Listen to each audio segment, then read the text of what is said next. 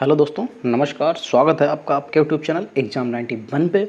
और देखिए, जैसा कि हमने प्रॉमिस किया था आपको दोपहर में दोपहर 12 बजे वाले वीडियो में आपको बताया भी गया कि हम लोग शाम को 6 बजे से ये क्वेश्चंस लेके आएंगे जो कि आपके अभी रिसेंटली में जितने भी एग्ज़ाम हुए हैं 2023 में जितने भी एग्ज़ाम हुए हैं उन एग्ज़ामों में जो भी करंट के क्वेश्चन पूछे गए हैं वो सब लेके आए हैं, जिससे आपको जो भी कोई एग्ज़ाम हुए हों, अगर उसमें इस तरीके की कोई भी चीज़ आए तो आपको कोई दिक्कत ना हो। क्योंकि जो एग्ज़ाम में कहीं ना कहीं किसी भी एग्ज़ाम में पूछे गए हों तो वो रिपीटेड ज़रूर होते हैं। एसएससी बहुत रिपीट करता है, तो इसलिए देखिए हम सारे के सारे आए हैं लेके, चाहे एसएससी ये बीपीएससी का एग्ज़ाम हो, चाहे राजस्थान का कोई एग्ज़ाम हो, चाहे आपका यूपी क्या नाम यूपी पीसीएस जे का एग्ज़ाम हो, चाहे यूपी पीसीएस का एग्ज़ाम हो, मतलब जहाँ से भी हमको ये क्वेश्चंस मिले हम सारे के सारे उठा के लाए, जिससे आपको को है कोई भी क्वेश्चन ऐसा ना हो जिसमें आपको कोई भी क्वेश्चन छूटे और आपसे कहीं से भी कोई गलती हो। तो इसलिए हम लोग ये लेके आए हैं जिसमें आपको सारे के सारे क्वेश्चंस कंप्लीट हो जाएं और आपके करंट के क्वेश्चन से भी जो भी आपको एक्स्ट्रा 2-3 क्वेश्चन सही हो सकें तो वो सही जरूर हो जाए। चलिए क्वेश्चन स्टार्ट करते हैं। पहला देखिए, ये बीपीएससी का जो 68 पीटी यानी कि प्रीलिम्स जो एग्जाम हुआ है, परीक्षा तिथि 12/2/2023 में, यानी कि 12 फरवरी को एग्जाम हुआ है। चलिए देखिए वहाँ से हम लोग क्या क्वेश्चंस लेके आए हैं। देखिए कि खेलो इंडिया महिला टूर्नामेंट में पहली बार किस खेल को शामिल किया गया है, तो ये ट्रैक साइकिलिंग को शामिल किया गया है। किसको शामिल किया गया है दोस्तों? ट्रैक साइकिलिंग को। फिर आते हैं 28 नवंबर 2022 को मुख्यमंत्री नीतीश कुमार द्वारा गंगा जल आपूर्ति योजना का उद्घाटन किस स्थान पर किया गया? तो दोस्तों ये बोध गया में किया गया। कहाँ किया गया? ये बोध गया में किया गया है। एक सेकंड रुकिए, हाँ अब रेड ठीक है। चलिए फिर उसके बाद में आता है कि किस एसोसिएशन बोर्ड ने अक्टूबर 2022 में पुरुष और महिला खिलाड़ियों के लिए समान वेतन की घोषणा की है? तो ये भारतीय क्रिकेट कंट्रोल बोर्ड ने जो है घोषणा कर दी है। अब इसका मतलब ये जो है कि जो महिला क्रिकेट टीम की जो खिलाड़ी होंगी, ठीक है, जो प्लेयर्स होंगी, उनको भी अब समान वेतन मिलेगा। समान वेतन का मतलब ग्रेड्स के आधार पे, जैसे ए ग्रेड है तो जो ए ग्रेड में जो पुरुष को पैसा मिलता है वही पैसा महिला को भी मिलेगा। पहले ऐसा नहीं था। पहले अगर पुरुष ग्रेड में ए में अगर साल का 500 करोड़ मिलता है तो महिलाओं को 500 करोड़ नहीं मिलता था। पहले महिलाओं को कुछ कम मिलता था, कभी कोई 300 करोड़ था, कोई 250 करोड़, इस तरीके से, मतलब एक मुझे एग्जैक्टली नहीं याद है, ऐसे मिलता था। लेकिन अब क्या होगा कि भारतीय क्रिकेट कंट्रोल बोर्ड ने जो है क्या कर दिया है कि अब वो समान वेतन देगा। चलिए आगे बढ़ते हैं। 4 नंबर देखिए, किस केंद्रीय मंत्रालय ने 2022 में युवा 2.0 योजना का शुभारंभ किया? तो ये शिक्षा मंत्रालय है। गृह मंत्रालय ने नवंबर 2022 में देश की कितनी भाषाओं की फील्ड वीडियोग्राफी के साथ भारतीय मातृभाषा सर्वेक्षण MTSE कार्य को पूरा किया है? तो ये 576 भाषाओं की जो फील्ड वीडियोग्राफी जो है उसको पूरा किया है। किस समिति ने 1 जनवरी 2026 को पूर्ण मूल्य निर्धारण स्वतंत्रता की सिफारिश करते हुए गैस मूल्य निर्धारण पर एक रिपोर्ट प्रस्तुति की है? किसने की है? ये किरीट पारीख समिति है। ये इम्पोर्टेंट है, मैं ऐसे ही राउंड कर दूंगा, आप लोग ध्यान से उसको देख लीजिएगा बाद में। चलिए, निम्नलिखित में से किस शहर को स्वच्छ सर्वेक्षण 2022 के अनुसार 5 सितारा कचरा मुक्त शहर रैंक में सम्मानित किया गया? तो देखो ये कौन कौन से हैं। देखिए अभी तो बात ये है यहाँ पे कि निम्नलिखित में से किस शहर को स्वच्छ सर्वेक्षण 2022 के अनुसार 5 सितारा कचरा मुक्त शहर में सम्मानित नहीं किया गया है। ठीक है, चलिए, नवी मुंबई, सूरत, भोपाल, ये भोपाल लिखा होना चाहिए था, यहाँ पे मिसप्रिंट हुआ है भोपाल। और उपयुक्त में से एक से अधिक और कोई नहीं। तो देखो नोट नीचे क्या दे रखा है, 5 सितारा कचरा मुक्त शहर के अंतर्गत सूरत, भोपाल, नवी मुंबई, मैसूर, विशाखापट्टनम और तिरुपति शामिल किया गया है। तो देखो यहाँ पे सूरत है, भोपाल है, नवी मुंबई है, ठीक है, और मैसूर, विशाखापट्टनम और तिरुपति को शामिल किया गया। तो यहाँ पे विशाखापट्टनम और तिरुपति तो सम्मानित नहीं, किसको जो है मुक्त शहर को सम्मानित नहीं किया गया। तो इसमें ये 3 हैं, तीनों सम्मानित हैं, यानी कि उपयुक्त में से कोई नहीं।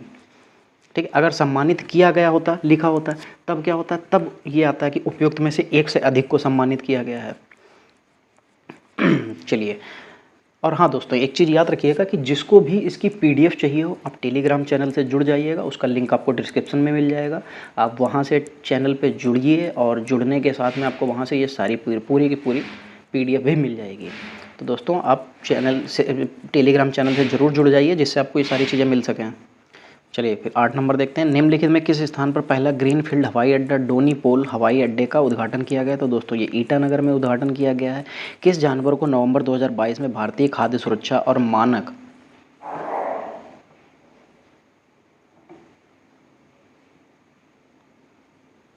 प्राधिकरण FSSAI FSSAI यानी कि FSSAI द्वारा एक खाद्य पशु के रूप में अनुमोदित किया गया है। तो ये हिमालयी याक है। हिमालयी याक कैसी होती है? गाय की तरीके से होती है, लेकिन उसके शरीर पे काफ़ी बड़े बड़े बाल होते हैं।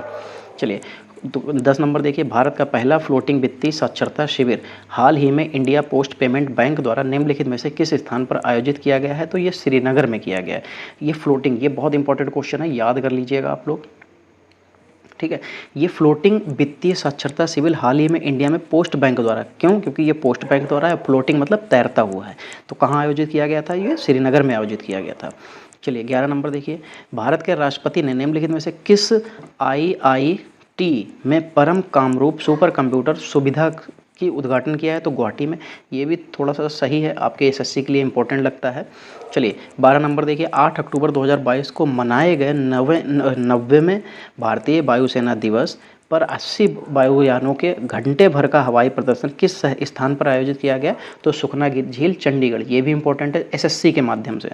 चलिए 13 नंबर, भारत सरकार के पोषण अभियान के तहत वर्ष के किस महीने को राष्ट्रीय पोषण माह और नेशनल न्यूट्रिशन मंथ के रूप में मनाया गया? तो सितंबर। ये याद रखिएगा, ये क्वेश्चन पूछा जाता है कि नेशनल न्यूट्रिशन मंथ, ये हर बार कभी सप्ताह पूछा जाता है तो कभी आपसे मंथ पूछा जाएगा। तो ऐसे मंथ है सितंबर। चलिए 14 नंबर देखिए, चीन के तियागोंग अंतरिक्ष स्टेशन से हाल ही में लॉन्च किए गए अंतिम मॉड्यूल का नाम क्या है? तो ये क्या नाम है? मेंगटियन नाम है। क्या नाम है? मेंगटियन। चलिए 15 नंबर देखिए, कौन सा विश्व का सबसे बड़ा ज्वालामुखी है जो पिछले 38 वर्षों से पहली बार फूटा? तो ये मोना लोआ है। देखिए जब मैंने आपको 50 क्वेश्चंस की सीरीज कराई थी, उसमें ये क्वेश्चन आया था ना कि कौन सा 38 सालों से जो है सुसुप्त अवस्था में पड़ा हुआ था या पहली बार फूटा? तो मोना लोआ। कौन सा? मोना लोआ। इसके बारे में मेरे जो 50 क्वेश्चंस की सीरीज़ है, आपने वो उसको बहुत अच्छे तरीके से देखा। बहुत से लोगों ने देखा और बहुत से लोगों ने नहीं देखा। एक वीडियो जो है 500 के आसपास पहुंचा है, दूसरा वीडियो 300 के आसपास है। तो ठीक है, उसमें से देखिए क्वेश्चन यहाँ भी आपके ये देखिए BPSC यानी कि जो बिहार पब्लिक सर्विस कमीशन होता है, देखिए वहाँ पे भी ये क्वेश्चन पूछा गया। तो देखिए मैंने जो आपको क्वेश्चन कराया है वो फालतू के क्वेश्चन नहीं है। तो आप लोग अपना उस हिसाब से देखिए कि पढ़ना है या नहीं पढ़ना है। चलिए 16, किसे हाल ही में उनके उपन्यास the 7 moons of Maali Almeida के लिए 2022 का बुकर पुरस्कार जीता है? तो सोहान करुण तलिका जो है, करुणा तलिक, ये इनको मिला है, करुणा तिलक। ये भी इंपॉर्टेंट है आपके लिए। चलिए विश्व अंतरिक्ष सप्ताह 2022 की थीम क्या थी? तो इसकी थीम थी अंतरिक्ष और निरंतरता। यहाँ पे देखिए थोड़ा सा प्रिंटिंग में दिक्कत हुई है, अंतरिक्ष और निरंतरता। ये मोस्ट इंपॉर्टेंट क्वेश्चन है आपका। चलिए फिर, किस लेबोरेटरी ने दिसंबर 2022 में एक ऐतिहासिक नाभिकीय संलयन सफलता का दावा किया है? तो लॉरेंस लिवमोर नेशनल लेबोरेटरी ने। कोलिंस डिक्शनरी का वर्ड ऑफ द ईयर 2022 का कौन सा है? तो ये पर मैक्रिसिस है। क्या है? पर मैक्रिसिस। इसका मीनिंग क्या है मुझे भी नहीं पता है, ठीक है ये, लेकिन ये कोलिंस डिक्शनरी का वर्ड ऑफ द ईयर 2022 का कौन सा है? जो word of the year, dictionary का जो वर्ड ऑफ द ईयर है, ये वर्ड ऑफ द ईयर है, यानी कि पर मैक्रिसिस। इसका मीनिंग किसी को पता हो या आप लोग देख के कमेंट जरूर कीजिएगा कि इसका मीनिंग क्या होता है। चलिए 20 नंबर, किस देश ने सेनेगल के साथ मिलकर COP27 के दौरान अंतर्राष्ट्रीय सूखा लचीलापन गठबंधन का शुभारंभ किया? तो ये स्पेन ने किया है।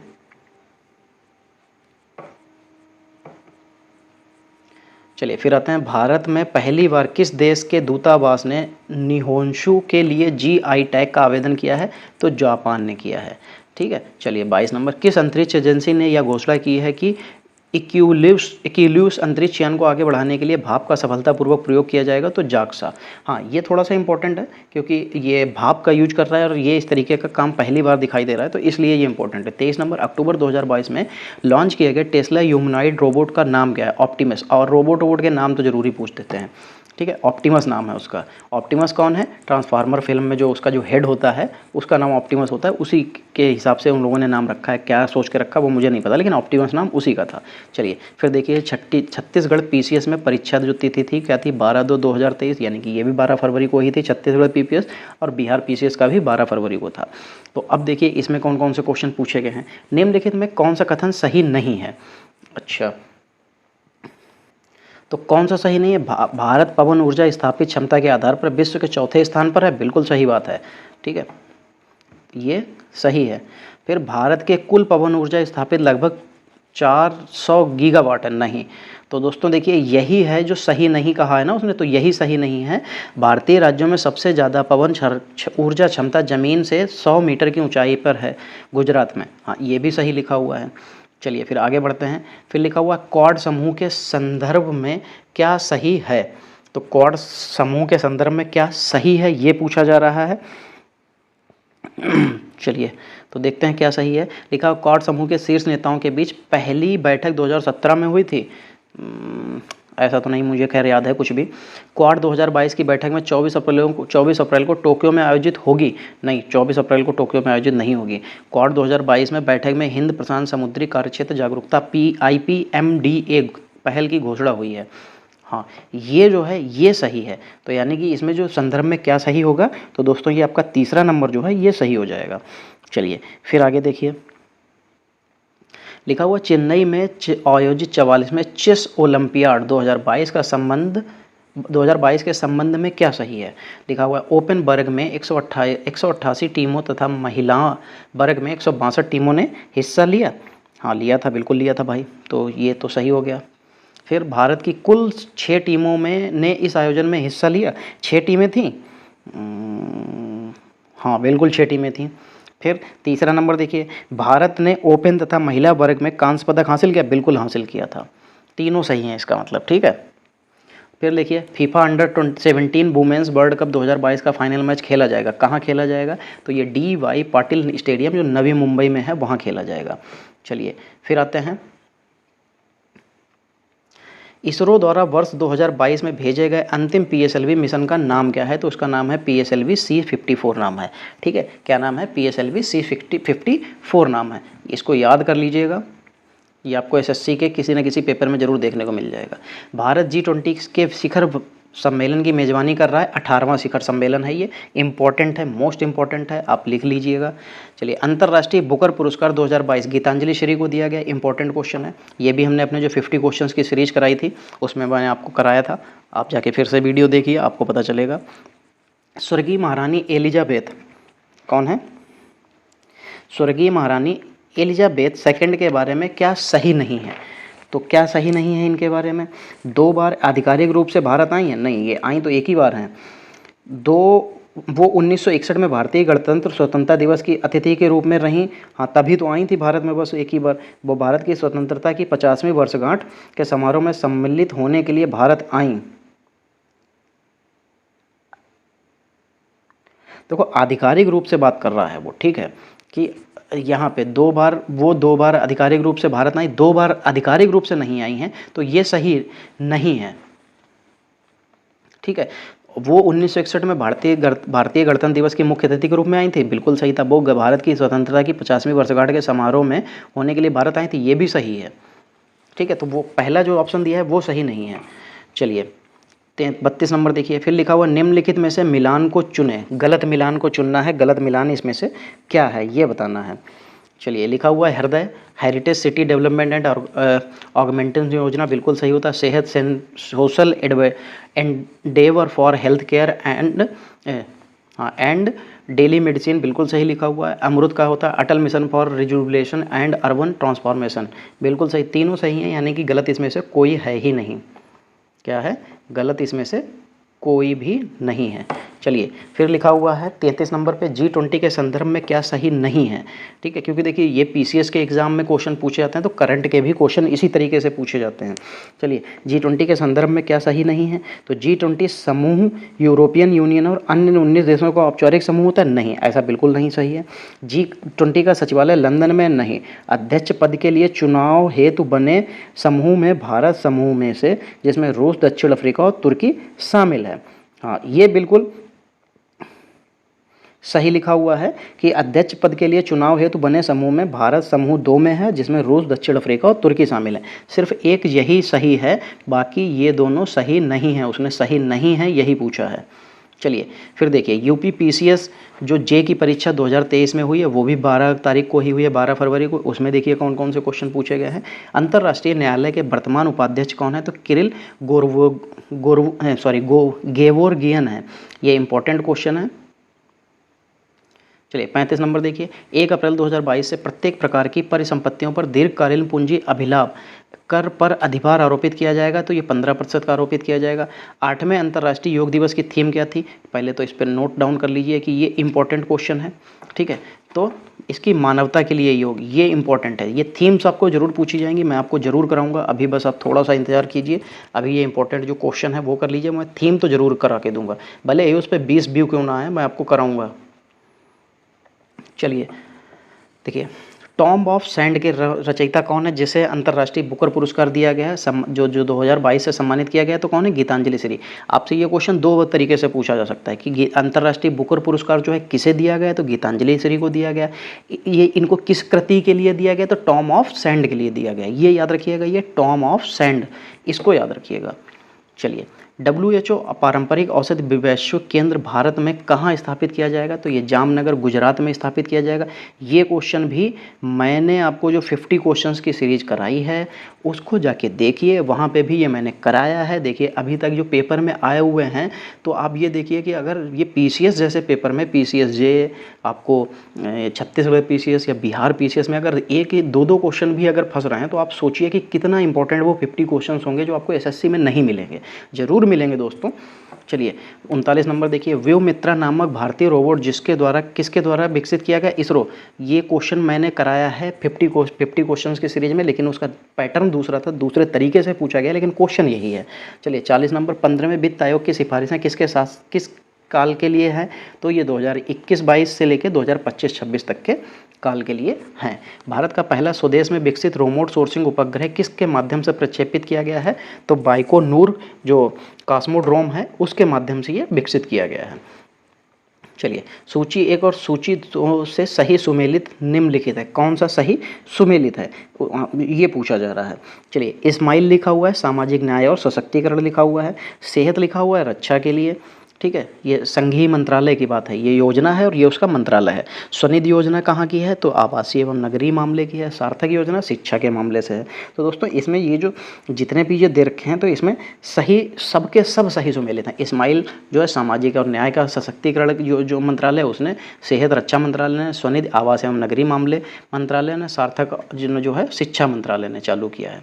चलिए, कोविड-19 महामारी के समय में सफरिंग इन साइलेंस शीर्षक से नाइजर की दुर्दशा को दर्शाने वाली रिपोर्ट किस संस्था ने जारी की थी? तो यूनिसेफ ने जारी की थी। चलिए, चंद्रयान-2 रोवर जो प्रज्ञान नामक एक विद्युत उत्पादन प्रणाली है, यह संबंधित है 6 पहियों वाले रोबोटिक वाहन से, याद कर लीजिएगा। चलिए 45 नंबर, किस अंतर्राष्ट्रीय संगठन में कोविड-19 वैक्सीन मार्केट डैशबोर्ड शुरू किया गया है? तो ये यूनिसेफ ने चालू किया है। जेफ बोसेफ के स्वामित्व वाली एरोस्पेस कंपनी का नाम क्या है? तो ये ब्लू ऑरिजिन नाम है। ये क्वेश्चन ब्लू ऑरिजिन का बहुत बार आ चुका है, ये याद रख लीजिएगा, आपको SSC में देखने को मिलेगा ब्लू ऑरिजिन क्या है, या तो ये मिलेगा, तो ब्लू ऑरिजिन क्या है ये पूछा जाएगा। तो ये एक एरोस्पेस कंपनी है, किसकी है? तो जेफ बेजोफ की है, ठीक है। चलिए 47 नंबर देखिए, 2022-23 के संघीय बजट के लिए अमृतकाल में भारत की आकांक्षाओं के लिए निम्नलिखित में से कौन सा लक्ष्य सही है? अच्छा चलिए भाई आगे देखते हैं कौन सा सही है। यहाँ पे लिखा हुआ है कि विकास सर्व समावेशी कल्याण पर जोर। एक तो ये दे रखा है प्रौद्योगिक सक्षम विकास को बढ़ावा। तो इसमें से कौन सा लक्ष्य सही है? तो दोस्तों ये दोनों के दोनों लक्ष्य सही हैं बिल्कुल। चलिए 48 नंबर देखिए, यूएसए डॉलर से नामित ऋण के बाद दिसंबर 2021 के अंत तक भारत के बाहरी ऋण में से किस मुद्रा के नामित ऋण का दूसरा सबसे बड़ा भाग होगा? तो ये भारतीय रुपया होगा। क्या होगा दोस्तों? भारतीय रुपया। जन समर्थ पोर्टल संबंधित है किससे? तो ये क्रेडिट लिंक सरकारी योजनाओं से है। इंपॉर्टेंट उतना नहीं है, लेकिन पेपर में पूछने लायक क्वेश्चन है। चलिए 50 नंबर, किस देश में प्रधानमंत्री नरेंद्र मोदी ने आह्वान किया था कि भारत चलो भारत से जुड़ो? तो ये जापान में किया था। हाँ ये क्वेश्चन इंपॉर्टेंट है, इसको आप नोट डाउन कर सकते हैं, ठीक है। चलिए 51 नंबर देखिए, प्रधानमंत्री नरेंद्र मोदी द्वारा विश्व के पहले नैनो यूरिया संयंत्र का उद्घाटन किस राज्य में किया? तो दोस्तों गुजरात में। मोस्ट इंपॉर्टेंट क्वेश्चन है, याद कर लीजिएगा। चलिए 52 नंबर, किस भारतीय कर्मी को WHO global health leaders award से सम्मानित किया गया? तो ये आशा कर्मी को सम्मानित किया गया है, इंपॉर्टेंट है। जिस पे भी मैंने अंडरलाइन कर रखे हैं आप उनको ज़रूर एक बार पढ़िएगा, आपके लिए बहुत इंपॉर्टेंट क्वेश्चन है। चलिए, हाँ, फिर सोचिए एक सूची से सही सुमेलित है या नहीं है ये बताना है। चलिए, आत्मनिर्भर भारत नवंबर 2022 तक, ठीक है, ये उसने कहा है। फिर पीएम वाणी जो है दिसंबर 2020, पीएम कुसुम 2019, आयुष्मान भारत 2018। तो इसमें से उसने पूछा कि कौन सही सुमेलित निम्नलिखित में से हैं। तो सूची एक सूची से सही सुमेलित निम्नलिखित में से हैं, तो कौन से हैं? ये सब के सब दोस्तों सही सुमेलित हैं, ठीक है, ये सभी के सभी सही सुमेलित हैं। चलिए, फिर आगे बढ़ते हैं। लिखा हुआ है 54 में, भारत के किस शहर में राष्ट्रीय स्तर का पहला अमृत सरोवर बनकर तैयार हुआ? तो उत्तर प्रदेश के रामपुर जिले में जो है ये बनकर तैयार हुआ है। ये बहुत क्वेश्चन इंपॉर्टेंट है आपके आने वाले जो एग्ज़ाम में, जो वीडियो का एग्ज़ाम है उसके लिए इंपॉर्टेंट है, यूपी का कोई भी एग्ज़ाम हो उसके लिए इंपॉर्टेंट है। बाकी यूपी का एग्ज़ाम हो या ना हो, लेकिन फिर भी ये आपके लिए इंपॉर्टेंट इसलिए हो जाता है क्योंकि ये पहला है, ठीक है, इस तरह का पहला अमृत सरोवर बनकर तैयार हुआ है। भारत के किस शहर में राष्ट्रीय स्तर का, तो ये राष्ट्रीय स्तर का है तो इसलिए इंपॉर्टेंट हो जाता है। इस पर मैंने टिक नहीं लगाया, टिक लगा देता हूँ। चलिए, 55 नंबर देखिए, प्राण योजना के अंतर्गत किस भारतीय संस्थान द्वारा इंटेंसिव केयर यूनिट यानी कि ICU ग्रेड वेंटिलेटर विकसित किया गया है? तो ये IISc बेंगलुरु ने विकसित किया है। 56 नंबर, केंद्रीय बजट 2022-23 के अनुसार कुल कितने खर्च का अनुमान है? तो ये 39.45 करोड़ रुपए के खर्च होने का अनुमान है। दोस्तों, इसका भी एक सेकंड पार्ट भी मैं लेके आऊँगा। उस सेकंड पार्ट में आपको जो इसके और भी क्वेश्चंस हैं जो कि पूछे गए हैं, लगभग एक ही वीडियो आएगा इसके बाद में, उसके बाद में मैं आपको टॉपिक वाइज कुछ क्वेश्चंस करा दूंगा। तो आप लोग देखिए, जब इसको देखेंगे और आप लोग कमेंट में कहेंगे तो ही मैं उसके आगे की कुछ चीज़ें कराऊँगा, क्योंकि देखिए फिर मैं नहीं कराऊँगा। देखिए, यहाँ पर आपने एक चीज़ ये देखी होगी कि जब PCS जैसे PCS जे का जो पेपर यूपी में हुआ, वहाँ पर सोचिए अगर आपके मेरे 50 क्वेश्चन में से ही अगर आपको 2 क्वेश्चन फंस गए तो आपको कितना फ़ायदा हुआ।